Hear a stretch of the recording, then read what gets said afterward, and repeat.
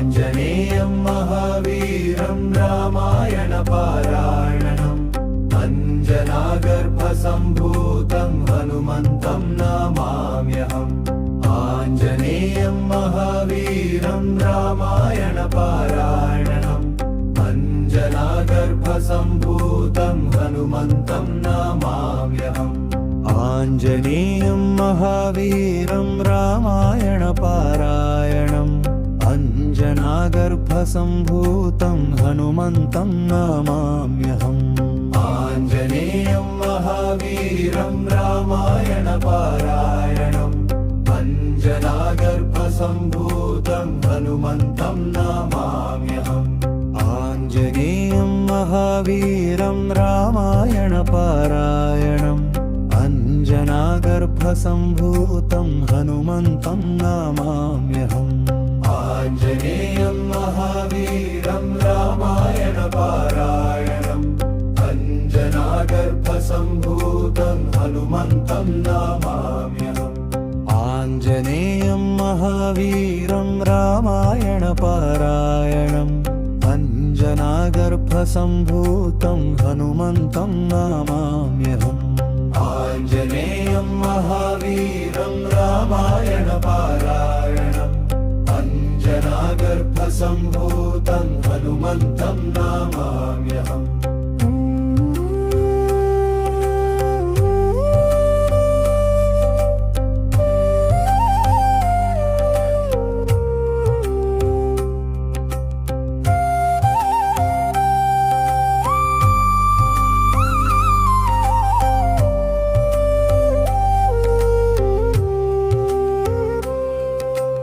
आञ्जनेयं महावीरं रामायणपारायणम् अञ्जनागर्भसम्भूतं हनुमन्तं नमाम्यहम् आञ्जनेयं महावीरं रामायणपारायणम् अञ्जनागर्भसम्भूतं हनुमन्तं नमाम्यहम् आञ्जनेयं महावीरं रामायणपारायणम् अञ्जनागर्भसम्भूतं हनुमन्तं नमाम्यहम् आञ्जनेयं महावीरं रामायणपारायणम् अञ्जनागर्भसम्भूतं हनुमन्तं नमाम्यहम् आञ्जनेयं महावीरं रामायणपारायणम् अञ्जनागर्भसम्भूतं हनुमन्तं नमाम्यहम् आञ्जनेयं महावीरं रामायणपारायणम् अञ्जनागर्भसम्भूतं हनुमन्तं नमाम्यहम्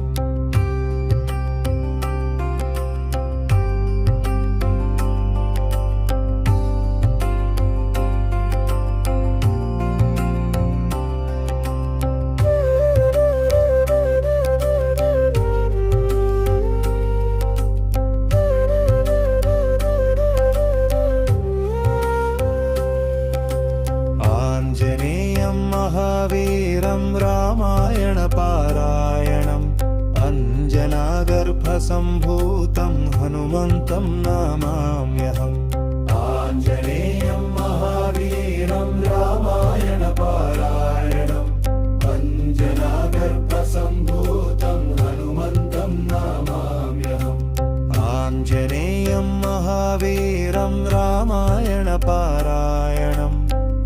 अञ्जनागर्भसम्भूतं हनुमन्तं नमाम्यहम् आञ्जनेयं महावीरं रामायणपारायणम् अञ्जनागर्भसम्भूतं हनुमन्तं नमाम्यहम् आञ्जनेयं महावीरं रामायणपारायणम् अञ्जनागर्भसम्भूतं हनुमन्तं नमाम्यहम् आञ्जनेयं महावीरं रामायणपारायणम् अञ्जनागर्भसम्भूतं हनुमन्तं नमाम्यहम् आञ्जनेयं महावीरं रामायणपारायणम् अञ्जनागर्भसम्भूतं हनुमन्तं नमाम्यहम् आञ्जनेयं महावीरं रामायणपारायणम्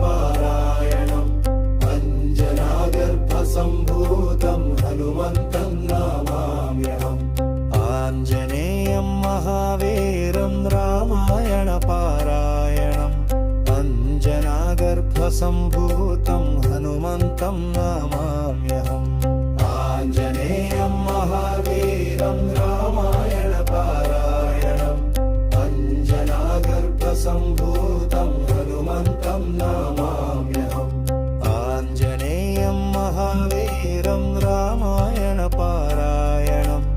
अञ्जनागर्भसम्भूतं हनुमन्तं नमाम्यहम् आञ्जनेयं महावीरं रामायणपारायणम् अञ्जनागर्भसम्भूतं हनुमन्तं नमाम्यहम् आञ्जनेयं महावीरं रामायणपारायणम् अञ्जनागर्भसम्भूतं हनुमन्तं नमाम्यहम् आञ्जनेयं महावीरं रामायणपारायणम् अञ्जनागर्भसम्भूतं हनुमन्तं नमाम्यहम् आञ्जनेयं महावीरं रामायणपारायणम् अञ्जनागर्भसम्भूतं हनुमन्तं नमाम्यहम् आञ्जनेयं महावीरं रामायणपारायणम् अञ्जनागर्भसम्भूतं हनुमन्तं नमाम्यहम् आञ्जनेयं महावीरं रामायणपारायणम् अञ्जनागर्भसम्भूतं हनुमन्तं नमाम्यहम् आञ्जनेयं महावीरं रामायणपारायणम् अञ्जनागर्भसम्भूतं हनुमन्तं नमाम्यहम् आञ्जनेयं महावीरं रामायणपारायणम् अञ्जनागर्भसम्भूतं हनुमन्तं नमाम्यहम् आञ्जनेयं महावीरं रामायणपारायणम् अञ्जनागर्भसम्भूतं हनुमन्तं नमाम्यहम् आञ्जनेयं महावीरं रामायणपारायणम्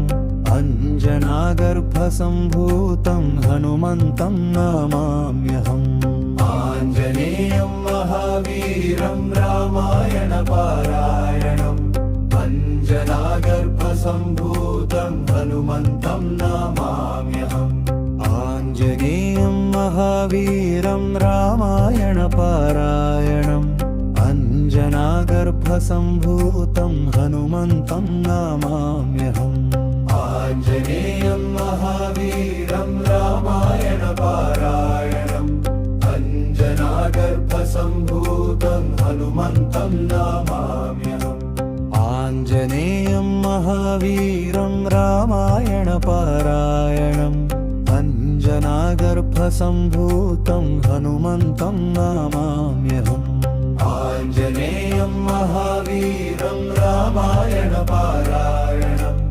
अञ्जनागर्भसम्भूतं हनुमन्तं नमाम्यहम्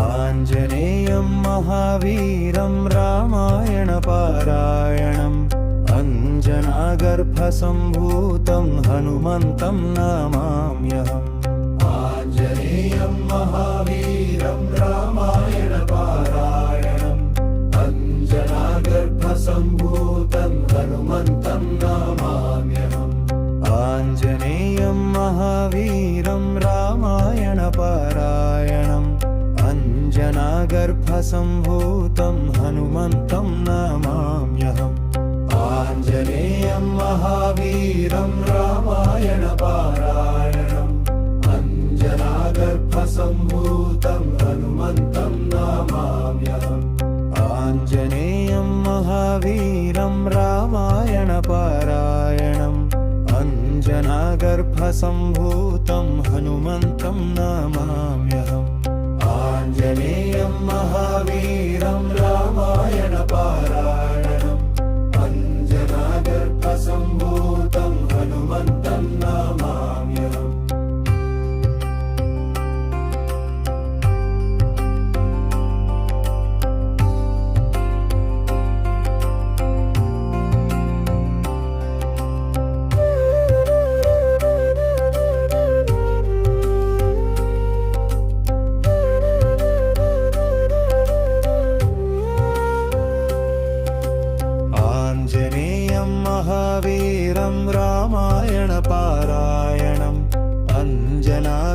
अञ्जनागर्भसम्भूतं हनुमन्तं नमाम्यहम् आञ्जनेयं महावीरं रामायणपारायणम् अञ्जनागर्भसम्भूतं हनुमन्तं नमाम्यहम् आञ्जनेयं महावीरं रामायणपारायणम् अञ्जनागर्भसम्भूतं हनुमन्तं नमाम्यहम् आञ्जनेयं महावीरं रामायणपारायणम् अञ्जनागर्भसम्भूतं हनुमन्तं नमाम्यहम् आञ्जनेयं महावीरं रामायणपारायणम् अञ्जनागर्भसम्भूतं हनुमन्तं नमाम्यहम् आञ्जनेयं महावीरं रामायणपारायणम्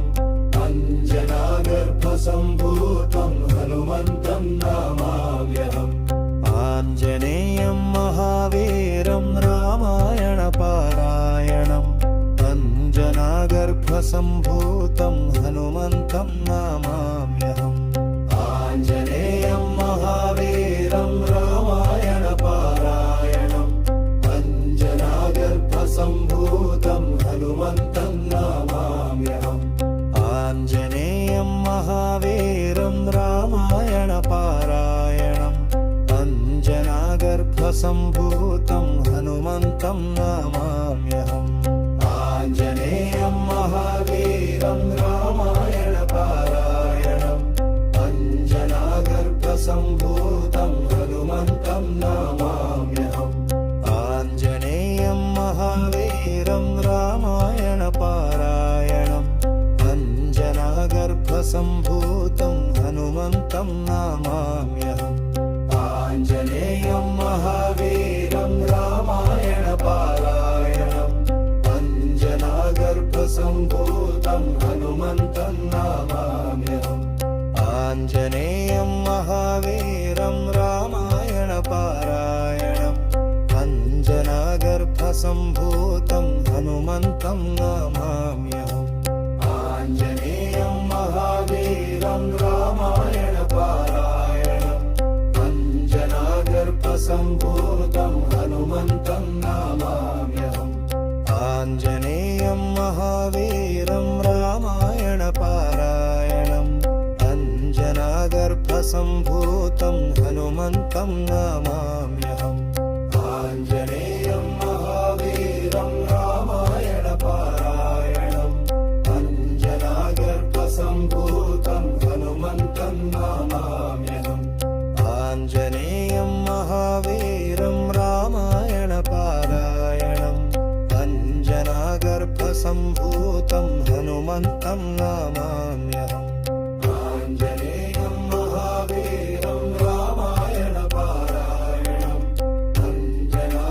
अञ्जनागर्भसम्भूतं हनुमन्तं नमाम्यहम् आञ्जनेयं महावीरं रामायणपारायणम् अञ्जनागर्भसम्भूतं हनुमन्तं नमाम्यहम् आञ्जनेयं महावीरं रामायणपारायणम् अञ्जनागर्भसम्भूतं हनुमन्तं नमाम्यहम् आञ्जनेयं महावीरं रामायणपारायणम् अञ्जनागर्भसम्भूतं हनुमन्तं नमाम्यहम् आञ्जनेयं महावीरं रामायणपारायणम् अञ्जनागर्भसम्भूतं हनुमन्तं नमाम्यहम् आञ्जनेयं महावीरं रामायणपारायणम्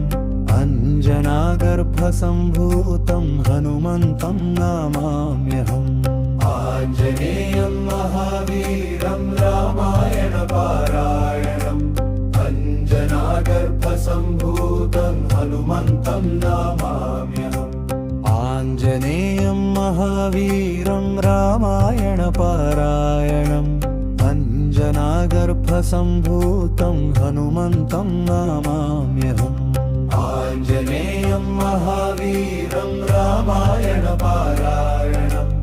अञ्जनागर्भसम्भूतं सम्भूतं हनुमन्तं नमाम्यहम्।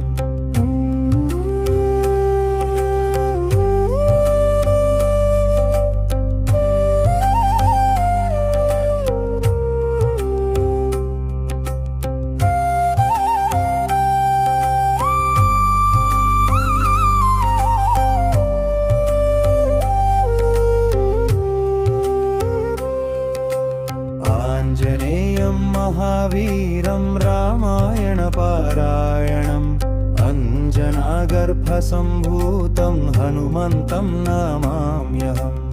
आञ्जनेयं महावीरं रामायणपारायणम् अञ्जनागर्भसम्भूतं हनुमन्तं नमाम्यहम्। आञ्जनेयं महावीरं रामायणपारायणम् अञ्जनागर्भसम्भूतं हनुमन्तं नमाम्यहम्। आञ्जनेयं महावीरं रामायणपारायणम् अञ्जनागर्भसम्भूतं हनुमन्तं नमाम्यहम्। आञ्जनेयं महावीरं रामायणपारायणम् अञ्जनागर्भसम्भूतं हनुमन्तं नमाम्यहम्। आञ्जनेयं महावीरं रामायणपारायणम् अञ्जनागर्भसम्भूतं हनुमन्तं नमाम्यहम्।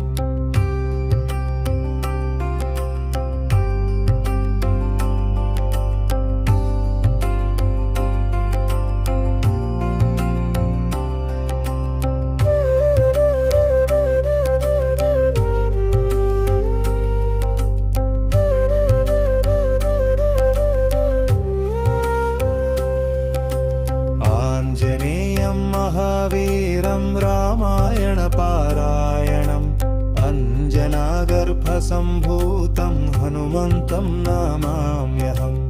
आञ्जनेयं महावीरं रामायणपारायणम् अञ्जनागर्भसम्भूतं हनुमन्तं नमाम्यहम्। आञ्जनेयं महावीरं रामायणपारायणम् अञ्जनागर्भसम्भूतं हनुमन्तं नमाम्यहम्। आञ्जनेयं महावीरं रामायणपारायणम् अञ्जनागर्भसम्भूतं हनुमन्तं नमाम्यहम्। आञ्जनेयं महावीरं रामायणपारायणम् अञ्जनागर्भसम्भूतं हनुमन्तं नमाम्यहम्। आञ्जनेयं महावीरं रामायणपारायणम् अञ्जनागर्भसम्भूतं हनुमन्तं नमाम्यहम्। आञ्जनेयं महावीरं रामायणपारायणम् अञ्जनागर्भसम्भूतं हनुमन्तं नमाम्यहम्। आञ्जनेयं महावीरं रामायणपारायणम् अञ्जनागर्भसम्भूतं हनुमन्तं नमाम्यहम्। आञ्जनेयं महावीरं रामायणपारायणम् अञ्जनागर्भसम्भूतं हनुमन्तं नमाम्यहम्। आञ्जनेयं महावीरं रामायणपारायणम् अञ्जनागर्भसम्भूतं हनुमन्तं नमाम्यहम्। आञ्जनेयं महावीरं रामायणपारायणम् अञ्जनागर्भसम्भूतं हनुमन्तं नमाम्यहम्। आञ्जनेयं महावीरं रामायणपारायणम् अञ्जनागर्भसम्भूतं हनुमन्तं नमाम्यहम्। आञ्जनेयं महावीरं रामायणपारायणम् अञ्जनागर्भसम्भूतं हनुमन्तं नमाम्यहम्। आञ्जनेयं महावीरं रामायणपारायणम् अञ्जनागर्भसम्भूतं हनुमन्तं नमाम्यहम्। आञ्जनेयं महावीरं रामायणपारायणम् अञ्जनागर्भसम्भूतं हनुमन्तं नमाम्यहम्।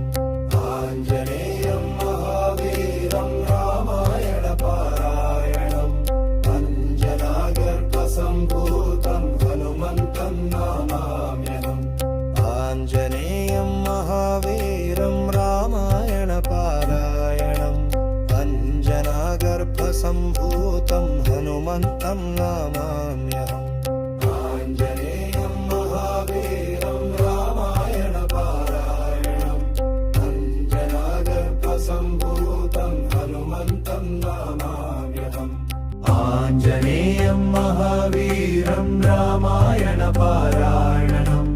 अञ्जनागर्भसम्भूतं हनुमन्तं नमाम्यहम् आञ्जनेयं महावीरं रामायणपारायणम् अञ्जनागर्भसम्भूतं हनुमन्तं नमाम्यहम् आञ्जनेयं महावीरं रामायणपारायणम् अञ्जनागर्भसम्भूतं हनुमन्तं नमाम्यहम् आञ्जनेयं महावीरं रामायणपारायणम् अञ्जनागर्भसम्भूतं हनुमन्तं नमाम्यहम् आञ्जनेयं महावीरं रामायणपारायणम् अञ्जनागर्भसम्भूतं हनुमन्तं नमाम्यहम् आञ्जनेयं महावीरं रामायणपारायणम् अञ्जनागर्भसम्भूतं हनुमन्तं नमाम्यहम् आञ्जनेयं महावीरं रामायणपारायणम् अञ्जनागर्भसम्भूतं हनुमन्तं नमाम्यहम् आञ्जनेयं महावीरं रामायणपारायणम् अञ्जनागर्भसम्भूतं हनुमन्तं नमाम्यहम्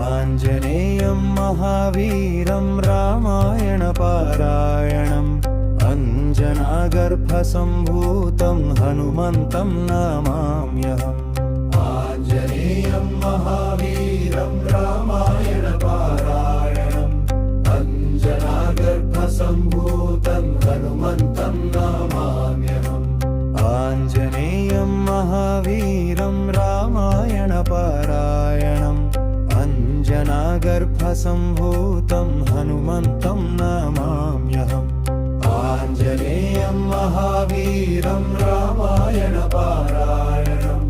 अञ्जनागर्भसम्भूतं हनुमन्तं नमाम्यहम्। Thanks for watching. వీడియో నచ్చితే లైక్ చేసి షేర్ చేసి కామెంట్ చేయండి. ఛానల్ని సబ్స్క్రైబ్ చేసుకోండి.